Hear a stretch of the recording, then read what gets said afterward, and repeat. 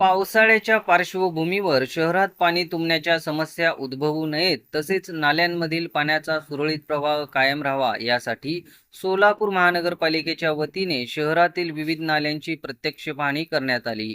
ही पाहणी महापौर विनायक कोंड्याल यांच्या नेतृत्वाखाली पार पडली। यावेळी महापौर ज्ञानेश्वरी देवकर, सभागृह नेते नरेंद्र काळे, आयुक्त डॉक्टर सचिन ओंबासे, अतिरिक्त आयुक्त संदीप कारंजे, उपायुक्त सोनाली यादव, नगर अभियंता सारिका अंकुलवार यांची प्रमुख उपस्थिती होती। तसेच संबंधित विभागाचे अधिकारी, कर्मचारी आणि त्या प्रभागातील नगरसेवक व नगरसेविका उपस्थित होते।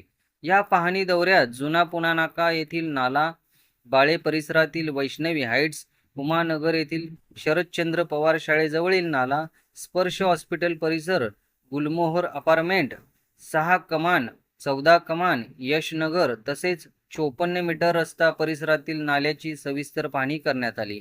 यावेळी नाल्यांची स्वच्छता, पाण्याचा प्रवाह, अतिक्रमणे, गाळ साचलेली ठिकाणे तसेच पाण्याचा निचरा सुरळीत होत आहे का याची माहिती अधिकाऱ्याकडून घेण्यात आली।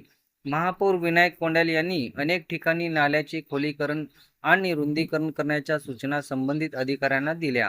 तसेच नाल्यामध्ये मिश्रित होणारे सांडपाणी अथवा अन्य पाण्याचे स्रोत याबाबत सखोल चौकशी करून आवश्यक ती कारवाई करण्याचे आदेशही देण्यात आले।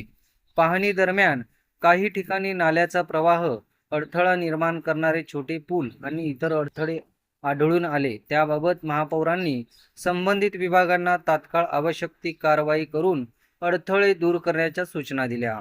पावसाळ्यापूर्वी सर्व नाल्यांची स्वच्छता, दुरुस्ती तसेच खोलीकरण आणि रुंदीकरणाची कामे पूर्ण करण्यात यावीत, असे निर्देश त्यांनी अधिकाऱ्यांना दिले। यावेळी महापौर विनायक कोंड्याल म्हणाले, पावसाळ्यात नागरिकांना कोणताही त्रास होऊ नये, शहरात पाणी साचू नये आणि नाल्यांमधील पाण्याचा निचरा सुरळीत राहावा यासाठी महानगरपालिका प्रशासन पूर्णपणे सज्ज आहे।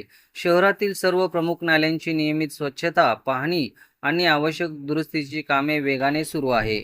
ज्या ठिकाणी अडथळे किंवा समस्या आढळतील त्या तत्काळ सोडवण्याच्या सूचना प्रशासनाला देण्यात आल्या आहेत।